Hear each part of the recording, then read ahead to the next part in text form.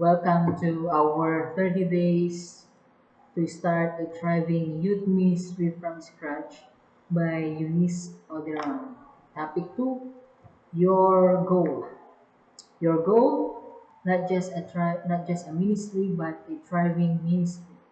Matthew 13:8. Still other seed fell on good soil, whether it produced a crop 160 or 30 times sown. Have you ever visited Baguio and fell in love with the flowers surrounding the city? Aside from the cool, lovely weather that gives us fresh air to breathe, they've got this one amazing festival called the Panagbanga Festival. I know most of us have heard about it, and most travelers are present during this time of the year to visit the place. The word panagbenga means a season of blooming. It is mainly their festival of flowers. It was really happy. I was really happy to see different types of flowers which are difficult to find in one place during the season. What an amazing view, isn't it? Sabi po ng the parable of the growing seed. In the Bible, Jesus shares a similar view from this one stunning parable to his disciples, but instead of flowers, Jesus used the seed as an illustration. He knew that in planting, before anything blooms or grow, it has to start with a seed. But we have to do the planting of the seed before a harvest follows. In Matthew 13, verses 1 to 23, the parable of the sower, also known as the parable of the growing seed, Jesus illustrated that there are four groups of seed during the planting. All the first three groups are familiar. Why? Because they weren't successful in growing. The seed, the first one is the seed that fell on the road. The birds came up and ate it all up, verse 4. The second is the seed that fell on rocky ground, where there was not much dirt. The seed grew very fast because the ground was not deep. But when the sun rose, the plants dried up because they did not have deep roots, verse 5 to 6. The seed that fell among thorny weeds, which grow and choke good plants, verse 7. Now, the goal of a thriving ministry. Under different circumstances, those seeds did not reach the growing stage. But the fourth group, of seed made a distinction. It grew and produced a crop. The result was 100 times more, and some made 60 times more, and some made 30 times more. Still other seed fell on good soil, whether it produced a crop 160 or 30 times sown. Matthew 38. This is the very goal of thriving ministry that we are about to begin with, to grow and produce crop. How many? Jesus said the possibility of growth is 100 times, 60 times, or 30 times more. Did that excite you? Well, it excites me too much. I can't wait to see this goal will greatly affect your youth ministry. I can't wait to see more and more young people coming to your youth group, added by the author. But please keep in your heart that the problem was not with the seed, but with the place where the seeds have been planted. The seed represents the Word of God, and the road, the rocky ground, the thorny weeds, and the good soil represents the heart of the young people that we will about to touch bases with. Some will fall under those three groups. While we are starting this thriving youth ministry journey, but have faith that we will be able to find good soil to plant the word of God where it will thrive. Be in the ministry of finding your fourth group. Just remember that in building a thriving youth ministry, seed thrives in good soil. The definition of a thriving ministry.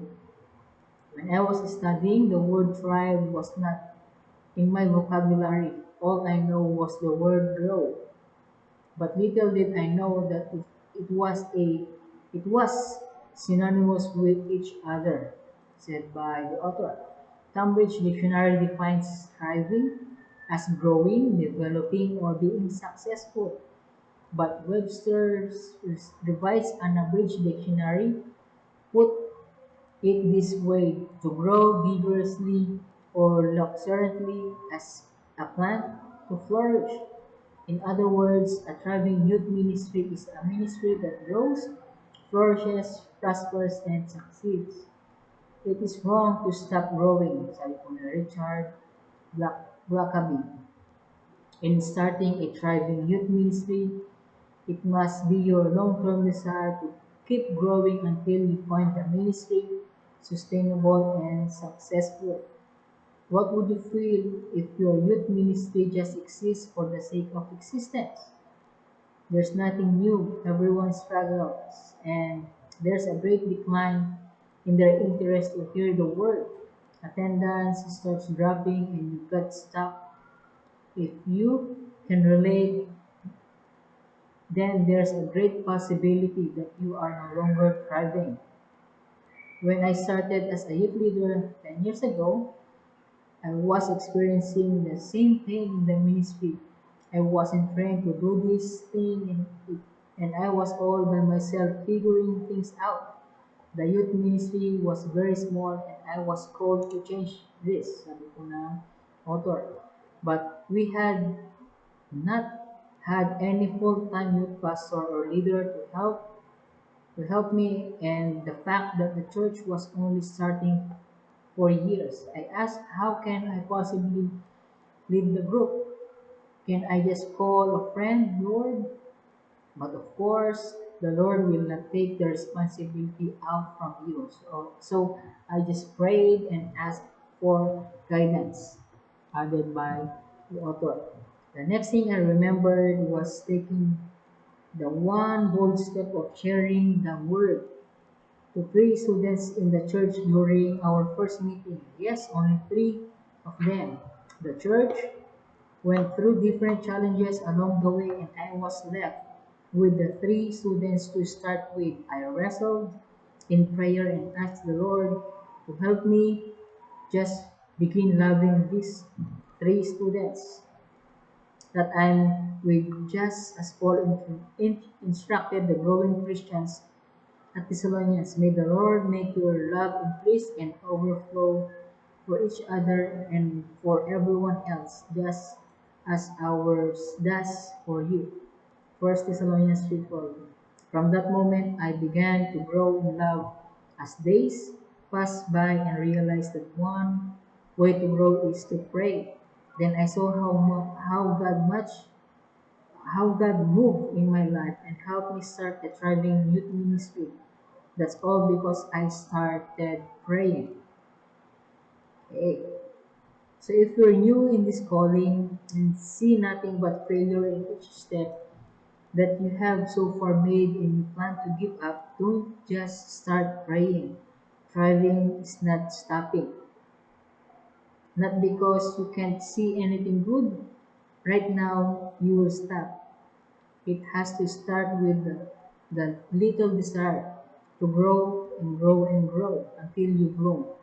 Then you will see that the ministry will eventually flourish and soon it will be successful. Psalm 27:14. Stay with God, take heart, don't quit. I'll say it again, stay with God. A thriving youth ministry is a ministry that revives the vision of the church, the heart of the leader, and the interest of the young people. Getting deeper, we found another wonderful definition from its Greek word anathalio, which means to revive.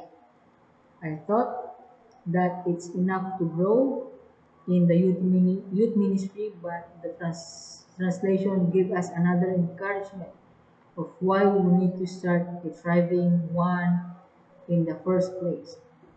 Can our church that that's been into challenges in our youth ministry be revived? Can we, long-time youth leaders, find hope to see growth in the group that we are leading? Or can we first-time youth leaders greatly find new paths to help the church revive its heart for the lost soul? I remember how every ministry enters both seasons, the season of planting and the season of blooming. The season where it starts a humble beginning and then become as attractive as it grows that you can't resist it but just fell in love with God is greatly doing. Is the season where it reaches the peak of its beauty. Can you picture out your youth ministry like this? Man, can this possibly be the season of your youth ministry now? Certainly, starting a thriving youth ministry can awaken the vision of the church to go and make disciples.